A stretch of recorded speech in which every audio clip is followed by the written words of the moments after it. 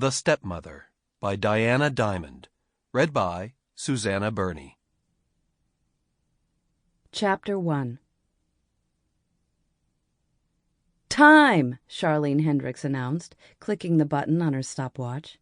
"Another minute," Steven Armstrong gasped. His breathing was labored as he pedaled furiously on the stationary bicycle. "I can go for another minute." "That's enough," she insisted. "Let's not overdo it. You strained something and you're back to square one. Just stay with the program." Steven stopped pedaling and slumped forward over the handlebars.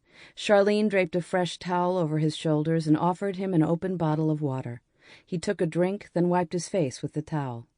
"You know I can do a lot more than you're letting me," he said. "You're doing more than enough. I don't want you trying to break the world record for knee surgery. It takes time and patience." Steven managed to laugh even as he was gasping for breath. "I don't have a lot of time, and I've never been big on patience. Believe me, Charlie, the knee is fine. I'm just trying to work off the paunch I got from all that time in bed." She looked at him skeptically. "What paunch? You're in great shape." "Nah, I used to ride twice as long without even breaking a sweat." "Sure," she agreed, "when you were in your 30s and 40s, but for a man in his 60s, you're way above the curve. You know the rule in personal training. Act your age." She took her warm-up jacket out of her backpack and put it on over her tank top. "Tomorrow at 1 o'clock, Mr. Armstrong." "Steve!" he snapped angrily. "I keep telling you to call me Steve." "Okay, Steve.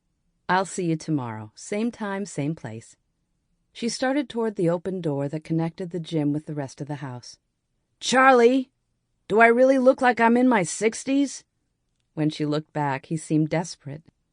"No, Mr. Armstrong, you look 20 years younger. And now that you're shaving your head, you look like a stud." He smiled and ran his hand over the dark haze that had been a crown of wild hair surrounding a bald pate. "You like this?"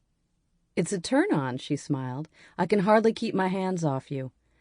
She was out the door when he called to her again. "Charlie!" She poked her head back into the room.